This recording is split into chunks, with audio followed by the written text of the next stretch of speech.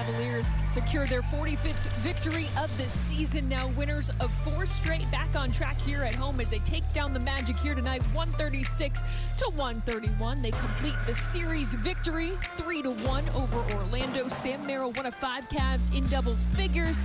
He's sitting by now with Serena Winters. Thanks, Kaylee. Sam, Orlando came in here, made it tough. They were hungry. What did it take for you guys to pull this one out in the end? Yeah, good team. They're a really good team. Obviously, been playing well, and we just had to find a way to get a win. We got to get better defensively, and we know that, and we're working at it. And but we got a lot of good players on this team, and at the end of the day, you got to find a way to win games, and we did that tonight. You mentioned a lot of good players on this team. 2 of those are James and Donovan. You got Donovan putting up another 40-piece tonight. What's special about when you can see those 2 connect together? Yeah, I mean, they're both just so dynamic in their own different ways, and they both hit big shots for us all night long. You see Don, kind of seals the game with that last little floater, and James is so dynamic getting to the rim and making plays. So we obviously rely on those 2 a lot, and the rest of us just got to continue to help them out. And Max Strus comes in here. What, game 5 for him? Kenny goes with closing him. How important are the little things that he's doing out there? Yeah, he's Max, and we love him and appreciate what he does for us. He had a nice little half of a temp dunk there off a great miss from me. Just right in and out, just laid it up there for him. But, he's going to keep getting more and more into a better rhythm, and he's going to be real important for us going forward. All right, you got Miami coming in here tomorrow. What's the biggest thing you want to clean up from this one? Just got to keep getting better defensively. Got to get back to the way we know we're capable of, defending. Had a great stretch there for a little bit. But the last, few games hasn't been up to our standards, so we got to get back to that level. We got, I think, 10 games left or whatever. So these games are really, really important for us. Appreciate you. Thanks, Serena. Kaylee, back to you. Serena, thank you. Welcome in courtside here at Rocket Arena alongside Mr. Cavalier, Austin Carr. I'm Kaylee Griffin. The Cavaliers now winners of 4 straight as they take the season series over the Orlando Magic with a 136-131 victory. Here tonight, Austin, again, wasn't always pretty in those moments, very similarly to what we saw on this past road trip. But what allows this team to continue to find a way? They're starting to understand how to grind out playoff games. This is exactly what you're going to see in the playoffs. You're going to have runs, teams going to catch up, and then you have to hold on for dear life. And the Cavs are starting to play that kind of ball and get comfortable playing that style. Because believe me, they were not comfortable in grinding it out about a month ago. Now it seems like they understand that, and I'm starting to see a little bit more rebounding from the smaller people because we don't have our 2 bigs. There was a lot of honesty from Sam Merrill talking to Serena as well, being like, listen, we have to improve defensively. We know that. We're working on that on a daily basis. And obviously over the next 10 games before the regular season wraps up, the Cavaliers hope to continue to improve on the defensive end. It's time now to take a look at our Misney Make Them Pay moment. And to no one's surprise, it is all about Donovan Mitchell here tonight. Donovan finishing with 42 points, dished out 3 assists as well, 14 of 22 shooting, knocking down 3 triples, a perfect 11 of 11 from the free throw line. Now his 6th 40-point game already of the season. Austin, what impressed you most about Donovan Mitchell tonight? His aggressiveness. He was really aggressive tonight. And if you remember before the game,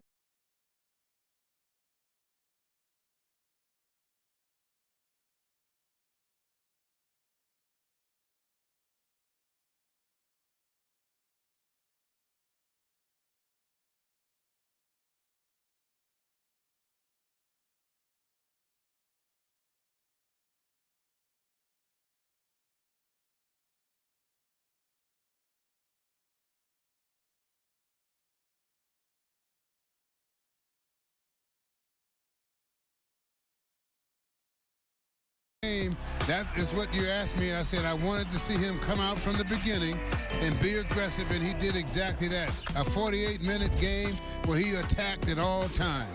They don't believe in magic. They don't.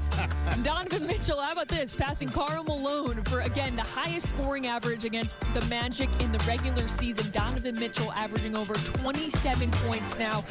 He just turns it on when Orlando's in town. It's something about the Magic. I wish every team, he had that for every team. Because, believe me, for some reason, when he sees the Magic, he takes that challenge on personally. Yeah, 45 points against them on January 26, 42 points here tonight, 2 of his 6 40-point games on the season. How about the play of James Harden tonight as well? Oh. They have become quite the dynamic duo. James Harden finishing with 26 points. He dished out 7 assists, grabbed 3 rebounds as well. Austin, again, a little bit of everything when it comes to James Harden. What did you like about how he struck that balance tonight? Well, again, he's starting to be the guy that calms things down. I mean, when he gets the ball, it just seems like the team is ready to go. When he's starting to take over that situation. And the one good thing about what he does, he has the ability to score, not just be the setup guy and the point guy, make the assist. He can score the ball anytime he wants. Yeah, there it is. James Harden in the month of March averaging over 22 points, shooting 48% from the floor and 43% from 3. And the numbers speak for themselves. And once again, putting on a clinic here tonight. Austin, with James Harden at the helm leading this offense, how lethal can it be? Well, it can be very lethal. But if they don't play defense, it makes no difference. I mean, you can score 140 points, but if you're giving up 141, you're going to lose. That's true. So that's going to be the key to this whole thing is the offense is lethal because those 2 guards, Donovan and Harden, are going to be hard to stop. And both of them give the ball up when you attack them and double team them. So that's going to make the other guys lethal. The key is, what do you do on the other end? And that's going to be something, Sam Merrill mentioned it, that's going to be something that they got to work on. Yeah, one-on-one defense in particular has to be a point of emphasis for this team. Definitely. When you think of the defensive end, though, for this team, you often think of Evan Mobley, the reigning Defensive Player of the Year, as we revisit our FanDuel's Play Your Game, same game parlay from pregame. Evan Mobley tonight, he finished with 19 points. He grabbed 9 rebounds, dished out 6 assists. He had a block shot as well. Also, how was he able to manage both ends of the floor tonight? Well, because at the two talented players that understand the game, high-level scorers, high-level playmakers. But I just told the team in the locker room, if we're going to play defense like this, we're going to have a short playoff stint. So, right now we have a mentality that we're just going to outscore people. And we all know when it comes playoff time, it's not going to be that easy offensively. You're not always going to shoot like we're scoring now. So if we're giving up 132 points, 128, I don't know, seems like every game,